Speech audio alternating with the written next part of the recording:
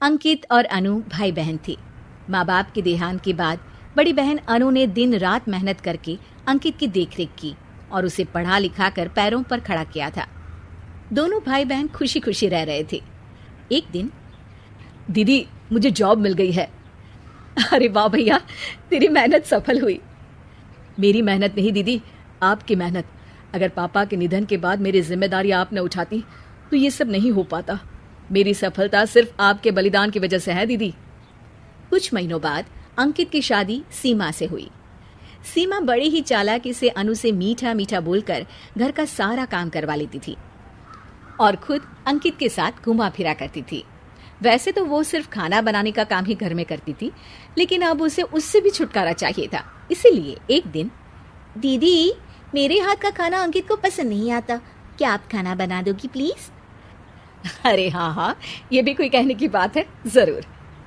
सीमा इस बात से मन ही मन बड़ा खुश होती है और अगले दिन के झाड़ू पोछे के काम से छुटकारा पाने के लिए एक और तरकीब लड़ाती है। हॉल में जोर जोर से कराहने लगती है। उसके कराहने की आवाज सुनकर अनु हॉल में भागती हुई आती है।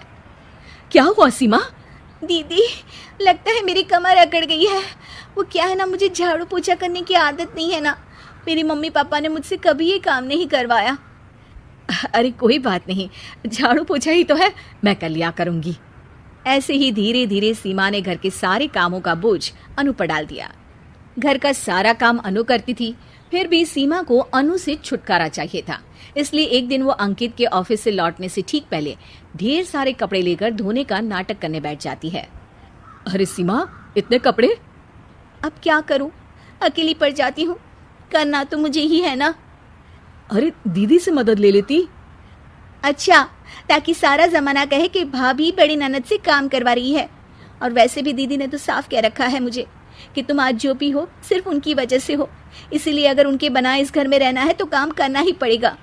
ये सब सुनकर अंकित को बहुत गुस्सा आ गया।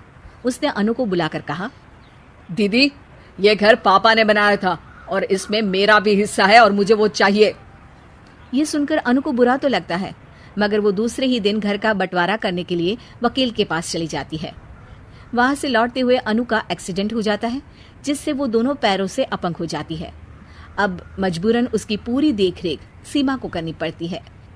एक दिन सारे कामों से थक कर सीमा अंकित से कहती है, अजी सुनते हो, अब मुझसे तुम्हारी ये बहन की सेवा ना होगी। अगर कल तक तुम इसका बंदोबस्त नहीं करते तो मैं घर छोड़कर चली जाऊंगी। अरे ये कैसी बातें कर रही हो? इस हालत में वो कहाँ जाएंगी? मैं कुछ नहीं जानती, बस कल ये इस घर में मुझे दिखनी नहीं चाहिए।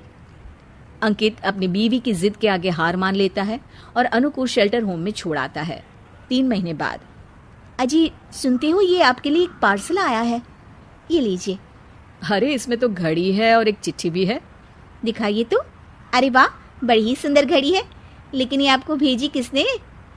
पता नहीं, शायद चिट्ठी में कुछ लिखा हो। आशा करती हूँ ये घड़ी तुम्हें पसंद आएगी। रक्षाबंधन की बहुत शुभकामनाएं, तुम्हारी दीदी अनु। चिट्ठी पढ़कर अंकित की आंखें भर आती है। मैं दीदी को लेने जा रहा हूँ सीमा। अरे घड़ी भेज तो दी उन्होंने, अब क्यों जाना उनके पास? देखा सीमा, दीदी हमसे दूर जाकर भी हमारे बारे में ही सोचती है, और एक हम है जो उनकी सेवा से बचने के लिए उन्हें शेल्टर होम छोड़ा है। तुम्हारी बातों में आकर मुझसे ये क्या पाप हो गया? मैं जा रहा हूँ दीदी को लेने, और जब मैं वापस आऊं तो तुम मुझे हमारे घर में मत दिखना। इतना कहकर अंकित अनु को लेने निकल जाता है। वहां पहुंचकर, दीदी मुझे माफ कर दो, मैं तुम्हें लेने आया हूँ। भाई आज तो राखी है, आज तो मैं मना कर भी नहीं सकती। दोनों घर पहुंचते हैं। अरे सीमा, तुम अभी तक यहीं हो? निकल जाओ इस घर से। अरे वाह अंकित, फिर वही गलती कर रहे हो तुम। सीमा, तुम कहीं नहीं जाओगी। दीदी मुझे माफ कर दो, मुझसे गलती हो गई। सीमा, आज ये समय माफी मांगने का नहीं है, राखी की तैयारी करने का है। चलो तैयार हो जाओ, तुम्हारे भैया के घर भी तो जाना है ना। ये सुन सीमा अनु के गले लग जाती है।